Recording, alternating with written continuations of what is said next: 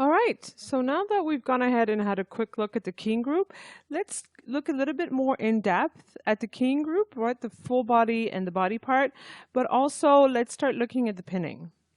The best way to find what pinning does is to basically set it on one of the effectors. I can set it from the character control window. I can also set it, in the attribute editor, right? I would set it here. But it's much easier to do it from the character control window. The icon is that little pin that we know from the graph editor animation curves, right? So it's really easy recognizable. So I'll go ahead and go do body part and select my hip. And I have, obviously there's a TR here, so which means this effector is pin. I'll start moving my hip, and the first thing that we see is that this effector is free to roam around, while this one is pinned down and doesn't move, right? So the solver really says, okay, I'm not moving that effector at all, while the other one is completely free. I'll just undo that, right? And I'll do the same thing in full body.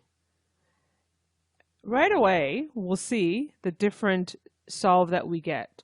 Right away, we see in full body, Maya has gone ahead and rotated the spine joint.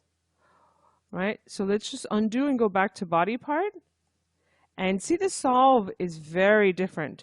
If I'm in body part, the keying group will kind of take over the pinning, right? Because I can pull it and the effector will be pulled even though it's pinned. While in full body, when I pull it, the solver will give me a different solution because it's in full body mode, and therefore everything can be rotated. So because everything can be rotated, everything can be keyed. While in body part, right, I only have my hip selected here. So it's really important to know that when you do your pinning, you also look at your keying group. Everything kind of works together. Another example of this is if I just select my effector here, and it's not pinned right now, but I'll go ahead and pin it, and I'll rotate it up. I'll show my joint, right? So I'll go to selection mode, and sorry, I'll do this again. I'll go up and I'll set a keyframe. Okay? And I'll put the reach translation and reach rotation to 1. Basically, when you see the reach translation and reach rotation, think about it as if there's a little FK here and a little IK here, right? We're used to the IK blend in Maya. We're used to the FK, IK in the Windows. You got to think about it. It's the same thing. It's just that FK is 0, and the IK is 1. So the UI doesn't give us that, but I find that once I just have to think about it that way, and suddenly it makes a lot of sense, right? So because I've set it to 1, my solution, so my skeleton here, is obviously on the effector.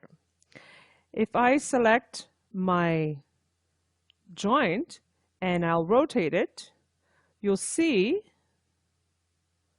right, that although I'm selecting and rotating the FK, it's only affecting the elbow, right? That wrist really stays where it is, right? It stays as much as it can. Sometimes it pulls a little bit away, right? If I want to make sure that I get this hand solution, I will simply unpin this and unpin it and set it to 1, set it to 0, so that I get my full IK solution. So now the elbow and everything below is also in FK mode. If I just go back, right, to 1, and one thing we also want to look at is the pull, right? I'll just make it go higher. Right? So that really there's no real solution for this, for Maya to give me. because we see the elbow and the wrist is definitely away from the effector.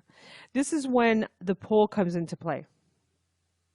Right away, once you start pulling, you see that my skeleton here, so my output, all moves. And so this effector now takes over everything. So that's the pull here, okay? So now that we've looked at this, we're going to start looking at some of the options. And after that, we'll be doing the retargeting.